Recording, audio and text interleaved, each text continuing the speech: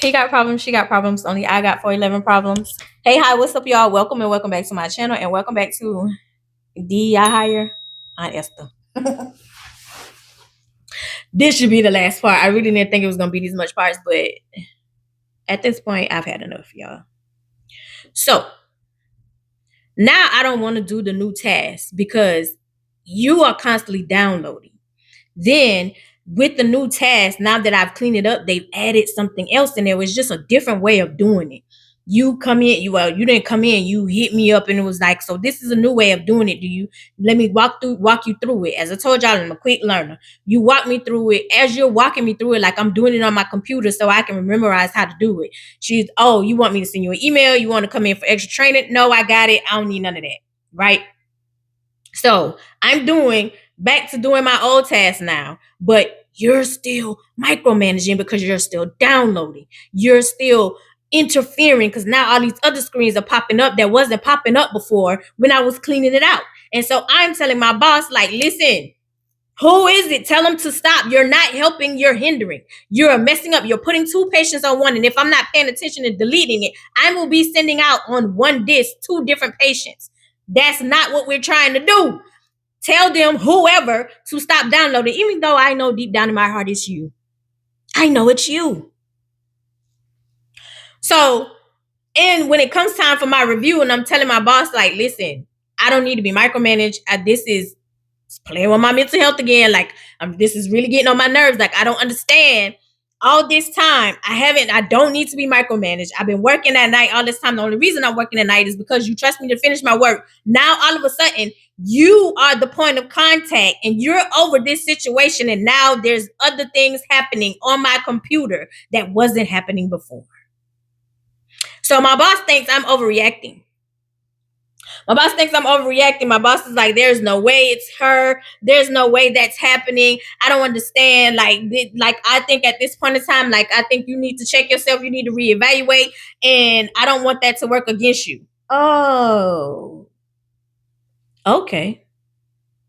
So at this point in time, like, I'm frustrated and my son is seeing it because at this point in time, Ty is home a lot too. So he's seeing it. He was like, Ma, like, you used to love your job. You don't come home the same. I was like, I don't even want to, at this point in time, I don't even want to come to work. I used to love coming to work because I wasn't being micromanaged. I wasn't being bothered. So it was a peaceful situation, especially once I started working at night. Now I don't want to do that either because now I have to dread because I'm going to see all this other extra stuff that don't even need to happen. That somebody, whoever, is inserting themselves inside of me doing this task. Don't need your help, but here we are. So once you hit download, I have to wait, catch it, click it. So go back, insert a whole different command so it can come up so I can stop it and the patient can come up and I can delete that patient so it doesn't burn with who I'm burning. Extra clicks that's not needed, been instructed, but yet you're still doing it. Whoever. So anyway, so now I don't even want to come to work anymore. So my son was like, Mom, because he was going through things while he was at Burger King because he had gotten to the point where he used to like working at Burger King and it was fun and he used to have a good time. Now it's here comes somebody else because when it's somebody over you that don't like you, which is a white man for him, they're going to make your job a living hell. So he said, well, what I started doing was recording. Oh, okay. So I start recording the stuff. We'll let you go on and we'll send another email. So my boss is like, so maybe, like, can you give me some examples? I have plenty. So I'm sending you emails. So I'm sending you proof from the phone. And at this point in time, Apple and Android having like collide. So it's like, it's kind of grainy type situation. But now you can see clearly. So I'm sending you the same stuff. I'm saying the same thing on repeat. It's been on repeat. Please stop downloading. Please stop doing this. Right? So at a point in time, here comes, after the merger, here comes renovation. Renovation comes. And my boss was like, oh, you need to pick a desk. So she was like, I meant to get in contact with you, but I forgot. And so she was like, you need to pick a desk. So she's telling me which desk is available, and we're talking it out. But then when I come in, my desk is flipped upside down with my stuff in it. And I'm hitting my boss up saying, why is my desk flipped upside down? She was like, it's flipped upside down? She was like, I thought I had already said, like, you were picking a desk. Yeah, my stuff is flipped upside down. So the desk is flipped upside down. I'm trying to pull my stuff out. I had to move furniture to get my things out of the old desk. Because you didn't wait.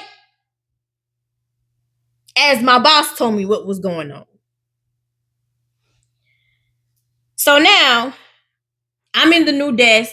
I got my old stuff out. It's Kool-Aid stuff all in it because I had snacks in there. Because if you would have waited, as my boss said, as y'all communicated, that wouldn't have happened. But you just had to move when you want to move. So I'm in the new desk, done moved furniture, got my stuff out, moved the furniture back by myself because I am that strong. I will whoop you. Sitting in the new desk. Then here comes renovation. So I don't know when we're supposed to move, no nothing. I come in, my stuff is moved in the old president's office. I can't find all the numbers that I had collected, all the important things that I had collected, all my little rules and stuff, all that was gone. So you open my drawer, touched all my stuff, move all my stuff. I'm looking through my stuff. I'm telling my boss, I can't find my numbers. I can't find this. I can't find this. And so she was like, I'm so sorry. Because if you would have told me ahead of time, I would have moved my stuff myself. But I don't know anything about it. To me, it's strategic. Because before renovation, every time I turn around, there's something going on with my desk. And my computer's being taken apart. Somebody is sitting there. Somebody is doing it. Even when I moved to the new situation, here come the internet. Here comes something. It's always something about my desk. Right?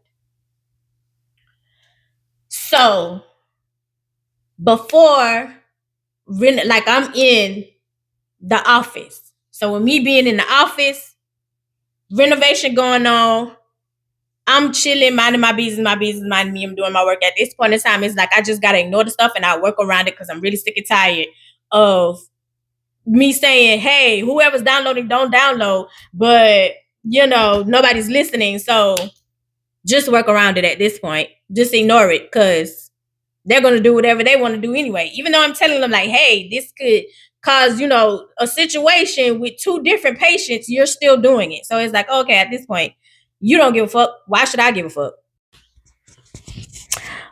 Editing Angel here. Hi. I had forgotten to tell you guys that also once I moved in the old president's office, the envelopes, how I had stacked up supplies on my desk, started disappearing. Now, mind you, the old president's office is by the front of it's in the front of the building. So it's by the front door. The production room is by the back door. So if you needed envelopes to work a certain machine, the boxes of envelopes is in the back where production is. Why are you taking ish off my desk? Why are you coming in the office? Mind you, the office has been empty for a while. Nobody was going in the office. Nobody was coming in the office. I had to leave a note to say, please stop taking stuff off my desk. If you're going to take stuff off my desk, replace it. Like, what is it about my desk? And my boss, like, I'm leaving messages and asking my boss, basically emails my boss saying, well, you do know, like, it's the company's property. So basically people can do what they want to do. And my thing was, and I was like, I don't bother nobody else stuff in here. I don't touch nobody junk. I don't touch nobody's stuff. But yet my desk is the shiny new toy. every time you turn around. Am I tripping? Am I delusional?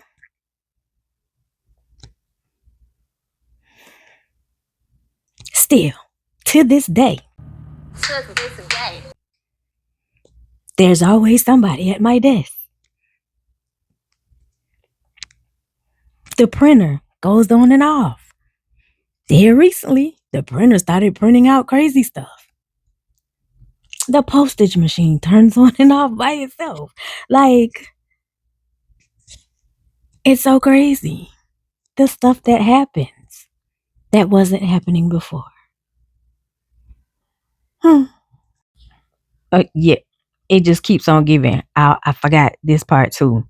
And this is how I know you were coming in and micromanaging and checking the desk every day, right? Mind you, the old president has not been in the office. COVID is over. So he has not been in the office. Mind you, with the merger, he's not even the president anymore. The office has been empty. Empty. Nobody has been in there. Literally empty. Nobody has been there. Nobody has touched off. Nobody has been in there. Now, because of renovation, I am moving in there, right? Here's the thing. So with me putting stuff on my desk, there was this vase. And I end up moving things around because when you move my stuff without my permission and without me being knowing, and you decided to move it yourself, you didn't set up the internet and the computer correctly. So I had to go in and do that. So I end up moving stuff, like pushing stuff back to make room, right? And when I came in the next day, you would push the stuff back up to the desk. Even though in all the other offices, the stuff is pushed back. You end up pushing it back up to the desk. Then it was this vase that I moved. You end up moving it back where it was, right? In with my stuff. I had to put a sticky note, tape a sticky note on the vase because you kept moving it, saying it wasn't my vase. Because you didn't want me to get comfortable in this office. You kept going in the office every day. You, and I know it's you. Nobody else was going in there. And then after I had a talk, I found out it was you. So anyway, so I'm out of my business minding me, and I'm sitting in the office waiting for the reno to go on. After reno go on, and I knew once reno was complete that I was going to be moved out of that office quick, fast, and hurry.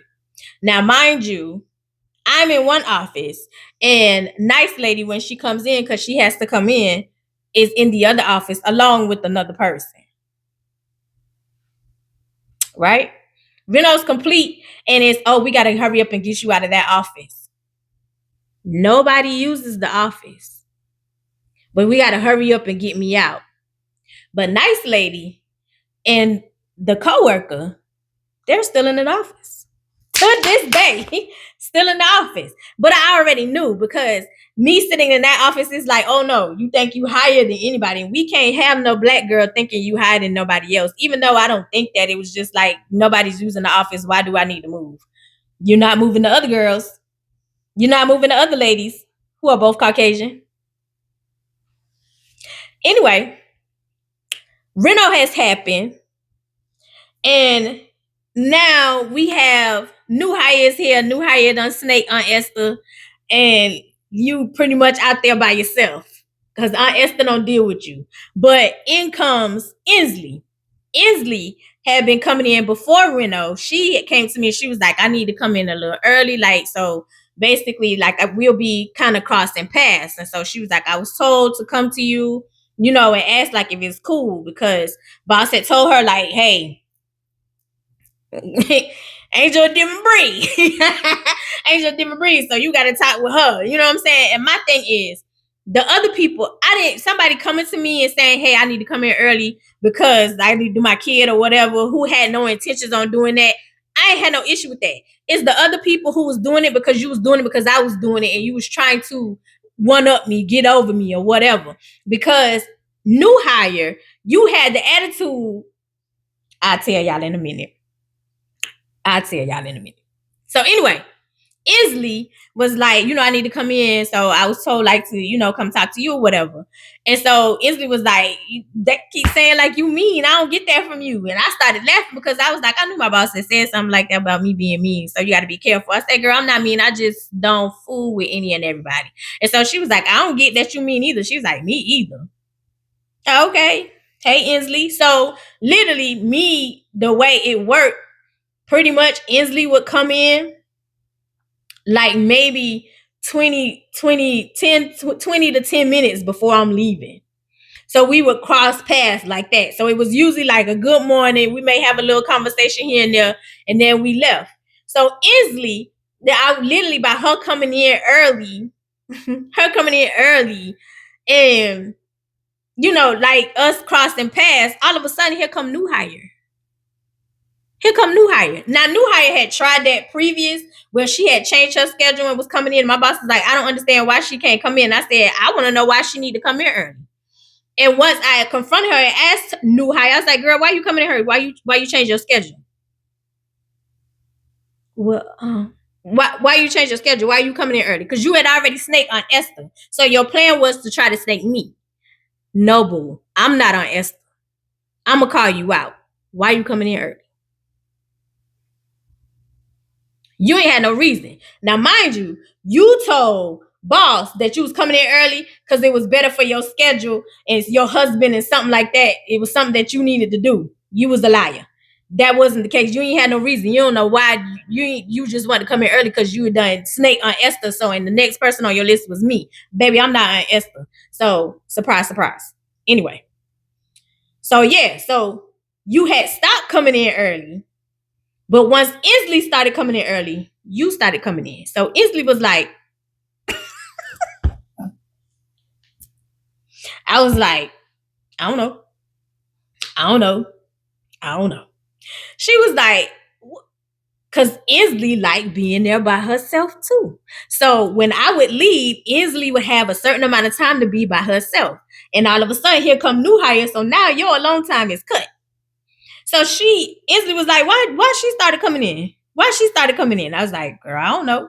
But what she did notice, new hire was me and Inslee used to laugh and talk. And as I told y'all, you can tell when people be trying to force themselves and they want to come in, like you would sit and you would listen to me and Inslee talk, and then you will call somebody like on repeat. It was like you would call one person, they didn't answer. You call another person, if they answer, then you would be on the phone.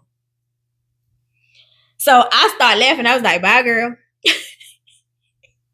So Inslee was like, oh, it's whatever. So Inslee and new hire end up being cool after new hire went on vacation and came back. Once she went on vacation, she had came back. And when she came back, she was like, oh, I didn't think y'all could do the work without me. Mind you, most of the people who was here before you new hire, so why would you think they wouldn't be able to do the work? But Inslee had let me know, she was like, girl, yeah, she be trying to be the manager. Like, she be all up in manager phase. Like, she be all up, and I was like, girl, yeah, that's what they want to do. Like, everybody want to be up in manager phase because everybody want that, the accolades. They want to be, I'm buddy. I don't want that. Leave me alone. Call them people who want to do that. Leave me out of it. So she was like, girl, you crazy. Y'all, at the reno, months later, I barely saw Inslee because I changed my schedule. I changed my schedule to completely avoid anybody. Nobody. I shouldn't see nobody. Completely changed my schedule. Mind you, the downloading, the interruptions, that's still going on. At this point in time, anytime manager would pop up and be here, because there was even one night she was here, you stayed here just to say, oh, you need anything? Like, you had started staying. And it's like, why are you here? Because there's no reason for you to be here. You piddling, you doing the same thing over and over again. You're not working. There's no reason for you to be here. Go home. I don't need micromanaging. Would you want me to steal the building? But I don't need micromanaging. That's what's pissing me off when it comes down to you is you're micromanaging me, and I hate that. Fucking hate it. So anyway, I don't need anything. When you would ask, do I need something? Yes, to be left alone, for them to stop downloading, whoever it is. That's what I need. That's what I want. Leave me alone. So you won't say anything. You just like, oh, okay, have a good night. Have a good night. Y'all, this one particular day, like I done changed my schedule. I end up staying later. Was I staying later? I think I had overslept. And I ended up staying later. And so at this point in time, like I see Inslee. So Inslee had rung the doorbell. I was like, girl, why are you ringing the doorbell? You got a key. And so she was like, oh, girl, because like I didn't want to walk in here and scare you or whatever. I was like, I can hear you when you unlock the door. Because reno has already happened. So there's no little foyer. I missed that big door. Do you hear me? I missed that big door. I missed that foyer in the mirror because that's where my pictures was. But I missed that big door because the big door was like a blockage for anybody who they can't just walk in here. Even though like the key fob, you need a key fob, but you can't. You still, even once you got past that, the main door, like the first door, you had to sit right there. Like you couldn't get past that big door. I missed that big door. Anyway, so I was like, what's been going on, girl? I hadn't seen you in a while. I hadn't texted you in a while. How are things going? She was like, girl, do you know I got fired?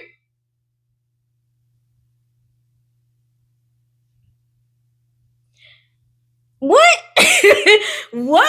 And so she was like, oh, you didn't know I got fired? And I was like, no. How would I know? Y'all, I'm in my own world. When I changed my schedule, it was to completely remove myself from everything and everybody because I ain't want to hear nothing else about me being hard to approach. I can't talk to her. She doesn't say nothing. I don't want to hear none of that shit.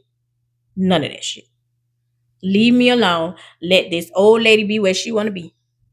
Leave me alone. I don't want to make friends. I don't want to hang out. I don't want to do none of that stuff. I got my friends outside of here. I'm good. Leave me be. If you say good morning, I say good morning. I'm going to my desk. Leave my desk alone. My desk is clean. I don't bother nobody else. Don't bother mine. But it seems like my desk is like a Target. It's like sparkly and shiny, like a new toy. I don't know why. But my desk seems to always have something going on. Somebody's done mess with the stuff. Like stuff just be disappearing like magic around this. Anyway. So I was like, girl, you got fired? What you doing here? She was like, oh, I almost fought Aunt Esther. Say what? What? I almost fought Aunt Esther, girl. I almost fought Aunt Esther. And I was like, huh? What happened with you and Aunt Esther? Now, mind you, Inslee, when we were passing like each other and crossing, like in passing, Inslee had already said like her and Aunt Esther was having a little words, and this was before Reno, and they was already having a little words, and so she was like, I just have to understand, like you just an old lonely old lady. Like I had said before, you just an old lonely old lady. And so y'all, if anybody had experiences, even when it comes down to like church ladies and even old ladies that's not in the church, old ladies be throwing shots because a lot of them be, you know what I'm saying, like they be, what's the word I'm looking for, envious, jealous, because you're doing things that they didn't even have a chance to do, or if they had the chance, they didn't do. So instead of them celebrating you, they would try to bring you down. And I knew what she was talking about, how she would Aunt Esther with those shots under her breath, because she did that to me. We were working overtime, me, Aunt Esther, and boss, and I had on shorts. I'm not coming to work, so I'm not business casual or jeans or whatever, because during COVID, we were allowed to wear jeans now. And that's how our dress requirements changed. So we were able to wear jeans and stuff. We were able to be comfortable. So, but I'm coming in on a Saturday. I got on shorts. I got on my where was it from? Actually, this was an outfit from Flamingo, and that was my first collab, honey. They reached out to me. I was very proud of that. Flamingo had reached out to me, so it was one of the outfits from Flamingo.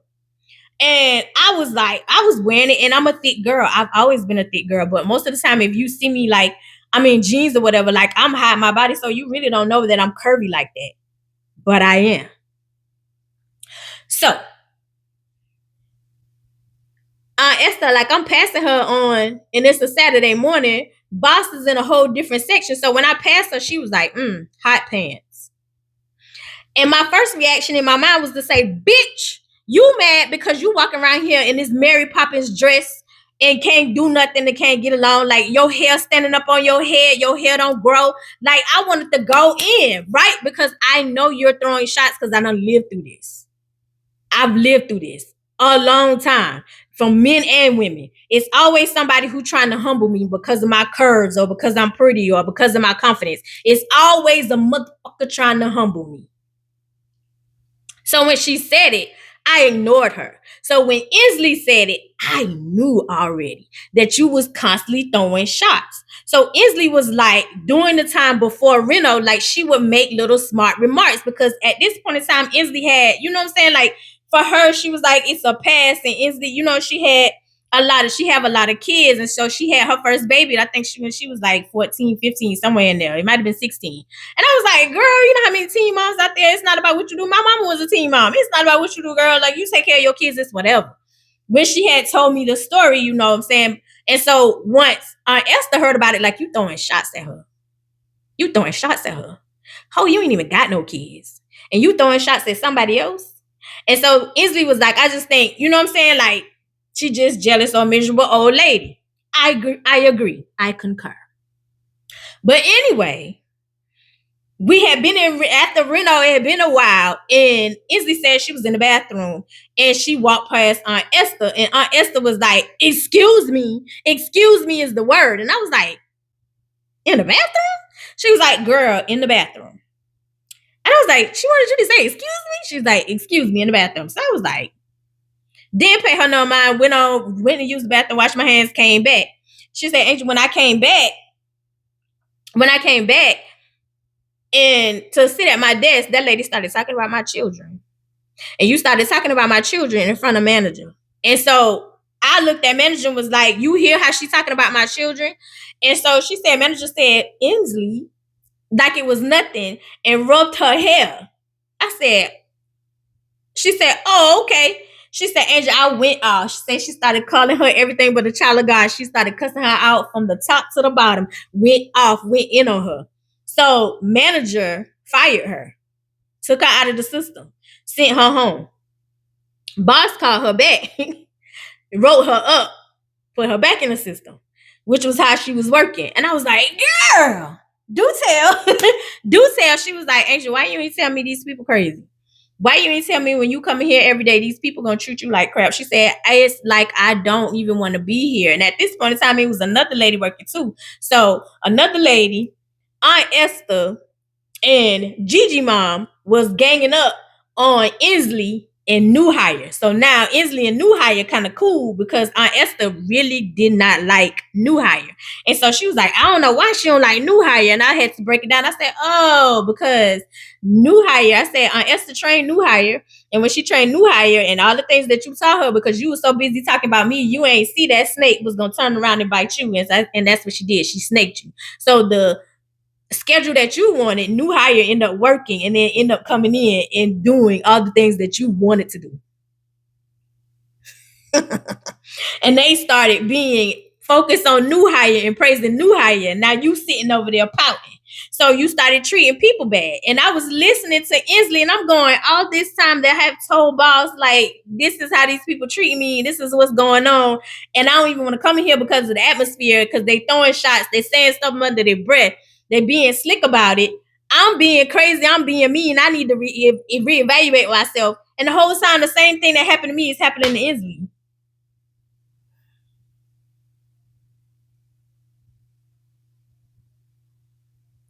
I said, girl.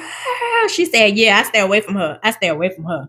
I was like, oh my God. She was like, girl. She was like, why you ain't tell me, Angel? I said, in all honesty, I really thought like it was just me. I said, and then I was being told that it's just me. Like it's me. Like I'm overreacting. I'm overthinking. But you can feel when somebody is playing with you. You can feel when somebody is playing with you to this day. To this day, baby. I had confirmation when it came down to the person playing on the computer. They was trying to eject one of the discs that I was doing. And I looked at the time in my phone and it matched the time that you sent the email. Gotcha.